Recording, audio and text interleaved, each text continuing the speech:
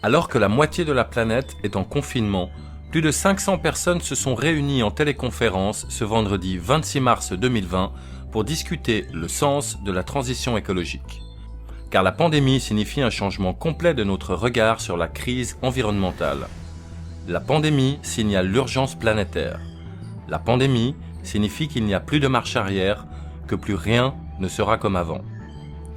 Mais l'on voit qu'une réaction est possible, alors qu'une prise de conscience est en train de se créer, qu'une communauté de pensée écologique mondiale prend rapidement forme. On prend conscience que l'accident est possible, que d'autres catastrophes sont imminentes et que nous devons développer notre capacité de vivre avec elles en société. La crise a mis à nu les inégalités sociales, densité d'habitation, capacité d'éducation, capacité de réaction.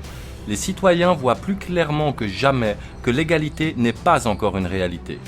On comprend maintenant que l'espace et la vie urbaine sont vitaux pour la vie individuelle et sociale. La science reprend le devant de la scène alors qu'elle a été mise en doute par les climato-sceptiques.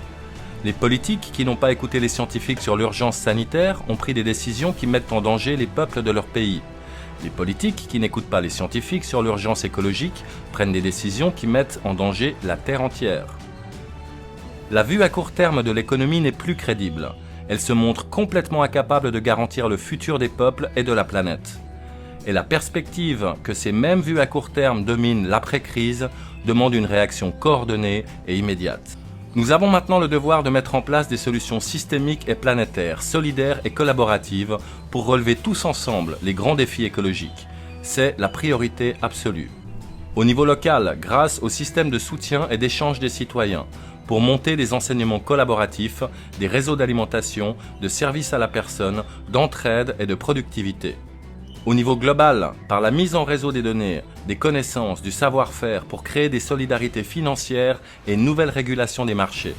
Le rôle des scientifiques et des experts doit être réexaminé et mis au contact immédiat du politique pour garantir à long terme la gestion démocratique de la transition écologique, seule voie possible et souhaitable pour éviter l'effondrement de la civilisation humaine et la catastrophe écologique planétaire. Et le rôle de toutes celles et ceux qui veillent à la qualité de nos espaces de vie, urbanistes, architectes, paysagistes, sociologues, anthropologues, ingénieurs, professionnels, administrateurs et chercheurs, retrouve son plein sens dans le projet d'une terre habitée, respectée, soignée, épanouie. Rejoignez-nous, trouvons ensemble des solutions et mettons-les en œuvre maintenant.